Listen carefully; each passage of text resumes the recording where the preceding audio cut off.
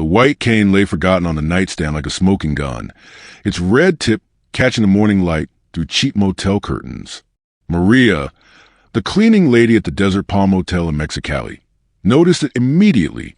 Room 237 had been occupied by that tourist group heading California, the one with the blind woman who needed so much assistance. But blind people didn't forget their canes. They couldn't forget them, any more than sighted people could forget their eyes. 20 miles north, on a tour bus rolling through California sunshine, Lucia Herrera sat perfectly still behind dark glasses, playing a role she could no longer sustain. The prop that sold her performance was back in Mexico, and with it, her cover story was unraveling. She could feel it in the tour guide's confused glances, the way other tourists had started whispering. A blind woman who navigated too well, who reached for things without fumbling, who forgot the very tool that defined her disability. The plan had been brilliant in its exploitation of human kindness. Border agents, trained to spot deception, rarely scrutinized disabled tourists closely. It seemed cruel to question blindness, to doubt disability. The tour company, Golden State Adventures, specialized in accessible travel. Their groups regularly crossing at San Isidro with elderly and disabled tourists experiencing America despite physical limitations. Lucia had been inserted into this legitimate operation through careful planning and hefty payment. For 3 weeks before the crossing, she trained with Antonio, a man who'd lost his sight in an industrial accident and now taught orientation and mobility. He'd shown her how blind people moved, the careful foot placement, the protective hand gestures, the slight head tilt of someone navigating by sound. She'd learned to use the cane as an extension of her body, sweeping it in measured arcs, reading the world through vibrations up the shaft. The investment had been substantial. $15,000 for the placement in the tour group, the documentation, the training. Her family in Honduras had sold their small coffee farm, believing this performance would lead to work in Los Angeles, money sent home, eventual reunification.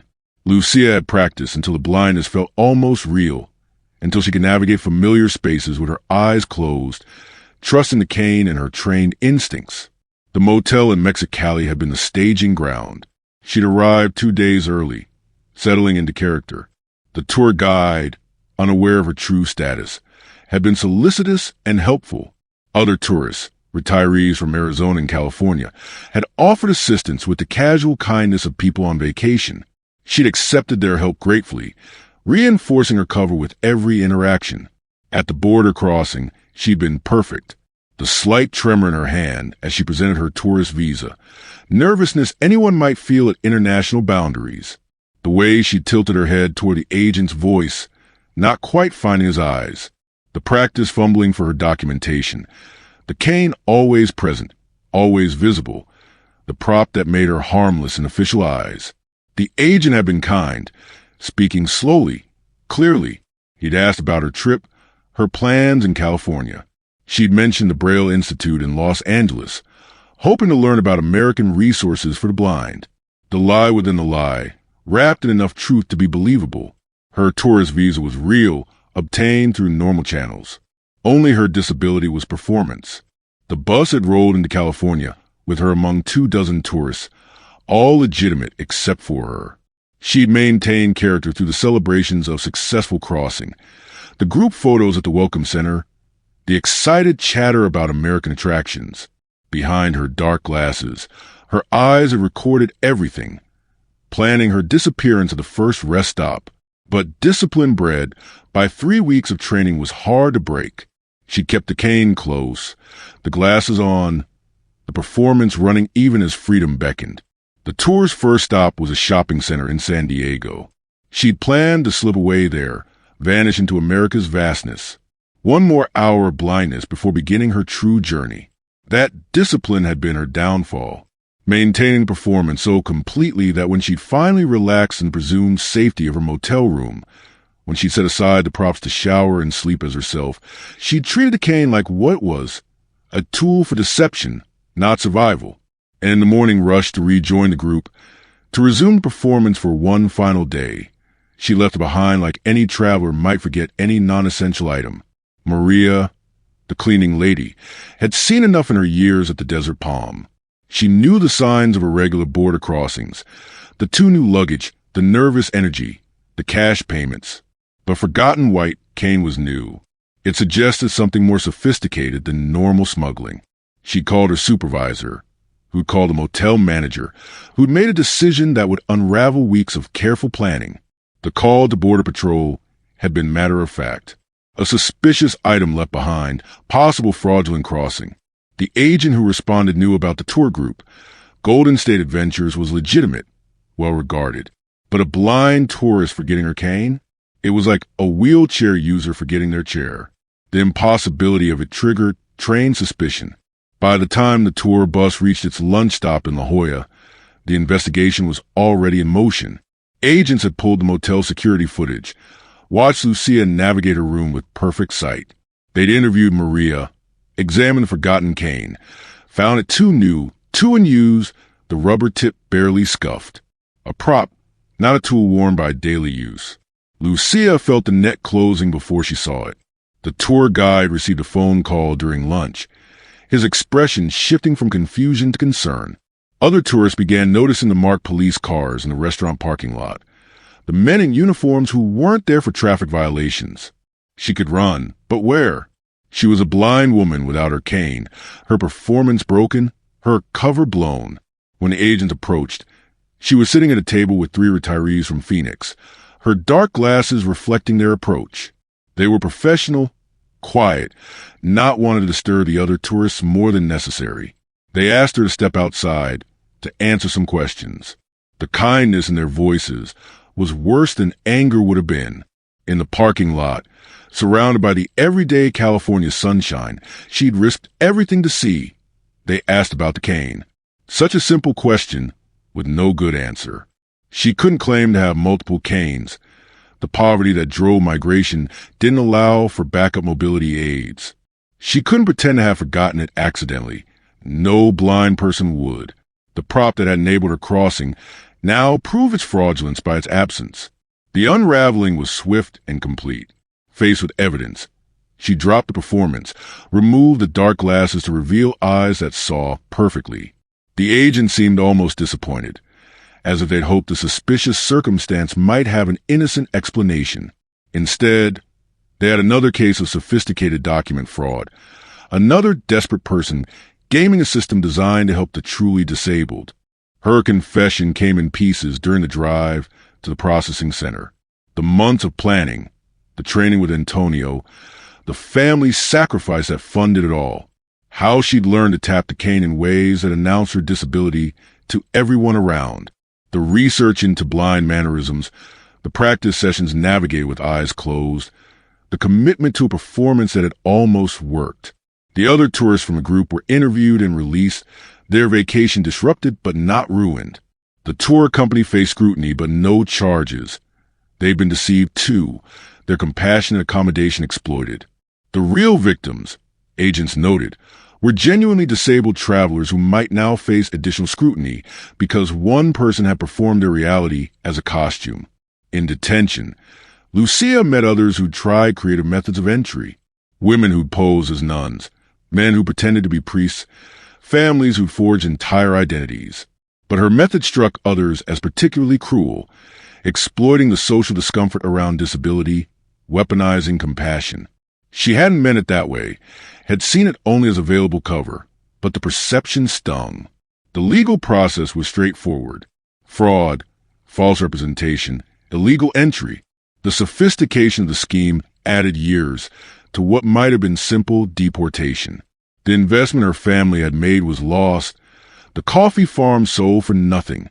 The cane, entered into evidence, would be destroyed after the case closed. A prop retired after a single, failed performance. Antonio, the blind man who trained her, was never charged.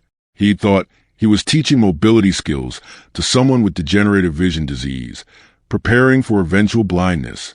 His techniques, meant to help people adapt to vision loss, had been perverted into tools for deception. When investigators told him the truth, he'd wept, not for legal troubles he didn't face, but for the betrayal of trust. Lucia's family received the news in Honduras with the particular grief of those who'd sacrificed everything for nothing. The farm was gone. The debt remained. The daughter they'd invested in was returning with a criminal record that would forever bar legal entry. The coffee plants would grow for new owners while they worked as laborers on land they'd once owned. In her cell awaiting deportation, Lucia practiced with imaginary canes. The muscle memory remained, the arc of the sweep, the interpretation of vibrations, the navigation by touch. She'd learned to impersonate blindness, so well that sighted movement now felt strange. The irony wasn't lost on her. She'd gained skills she didn't need while losing everything she'd sought. The story spread through smuggling networks as both cautionary tale and twisted inspiration. The forgotten cane became legendary, the perfect plan undone by imperfect execution. Others would try similar schemes with different disabilities, different props, different points of failure. Border Patrol would add disability fraud to their training, another variation in the endless game of human need versus national boundaries. Maria, the cleaning lady, received a commendation and a small reward. She'd use it to visit her own daughter in Los Angeles, crossing legally with papers obtained years ago. At the Desert Palm Motel, she became known for her attention to detail, the woman who'd spotted what trained agents might have missed. Forgotten items took on new significance, each one potentially a clue to guess true stories. The tour company added new screening procedures, background checks designed to prevent exploitation of their compassionate service. Genuine disabled tourists face additional paperwork, another burden added by those who performed their reality as fraud. The company survived but became warier, kindness tempered by caution. Years later, deported and working in a Honduran textile factory, Lucia still moved with the careful grace of the blind. Her co-workers found it strange, the way she'd sweep her foot before stepping, the way she'd reach out to touch walls she could clearly see. Habits born of 3 weeks intensive training had become permanent. Her body, remembering a performance her life, had moved beyond. She'd sometimes tell her story to younger women considering their own border crossings. Not to discourage, but to warn. Perfect plans required perfect execution. A forgotten prop, a moment's lapse in discipline, the human tendency to relax when danger seemed past. Any of these could unravel months of preparation. The border was a stage that demanded complete commitment to whatever role you chose to play. The white cane, after its moment as evidence, was indeed destroyed. But somewhere in Border Patrol training facilities, photos of it circulated in presentations about sophisticated fraud. The simple mobility aid that had enabled one woman's near success and ultimate failure. A prop and performance that had treated disability as disguise. Lucia learned that other members of the tour group had tried to advocate for her, arguing she'd been a good companion, helpful despite her supposed blindness. Their kindness made the deception worse. She accepted their help while planning to betray their trust. The retirees from Phoenix had even pooled money for her legal defense before learning the truth. Their generosity, built on a lie, added shame to failure. In Honduras, she worked and saved with no clear purpose. America was forever closed to her, the legal routes barred by her criminal record. Other countries were possible but seemed pointless. The specific dream had been American, built on specific promises of specific opportunities. Without that, movement was just motion, crossing just another commute. Sometimes she'd close her eyes and navigate by memory and touch, finding strange comfort in self-imposed blindness. She'd trained so hard to impersonate disability, that ability now felt like loss. The cane was gone, but the phantom of it remained, her hands sometimes moving in the sweeping motion, searching for obstacles that vision had already revealed. The motel room in Mexicali was cleaned and rented to new guests within hours of her arrest. Maria had been thorough, erasing all traces of the woman who pretended blindness. But every time she cleaned that room, she'd check the nightstand extra carefully. History didn't repeat, but it rhymed, and forgotten props could tell stories worth hearing. Border Patrol added the case to their files, another variation in human ingenuity applied to crossing. They trained agents to watch for disability performances, to balance compassion with suspicion. It was ugly work, doubting blindness, questioning wheelchair use. But Lucia had proven that desperation would exploit any social discomfort, turn any kindness into potential weapon. The tour guide from Golden State Adventures quit soon after, unable to reconcile his helpful nature with the new need for suspicion. He'd guided genuinely disabled tourists for years, finding purpose in making travel accessible. One fraudulent traveler had poisoned that purpose, made him question every request for assistance. He found other work, but missed the simple satisfaction of helping those who needed it. In the end, it came down to moments forgetfulness in a cheap motel room. 3 weeks of perfect performance undone by the human tendency to shed pretense in private. The cane on the nightstand, forgotten in morning's rush, had told the truth Lucia's performance had hidden. She'd crossed the border as a blind woman but been caught because she could see too well to remember blindness was supposed to be permanent. The white cane with its red tip had been more than a prop. It had been the linchpin of an elaborate deception that treated disability as commodity, compassion as weakness. Its abandonment in room 237 of the Desert Palm Motel had revealed not just one woman's fraud, but the lengths to which people would go, the performances they would sustain, the very identities they would wear like costumes in the desperate theater of border crossing. And somewhere in Honduras, a woman who'd learned to navigate darkness she didn't experience still moved through the world with phantom cane sweeps, her body remembering a role that had cost everything to play and more to abandon. The forgotten prop had ended her American dream, but the skills it had taught remained, a strange legacy of sight performed as blindness until performance became punishment, practiced so perfectly that freedom itself couldn't break the habits of feigned disability.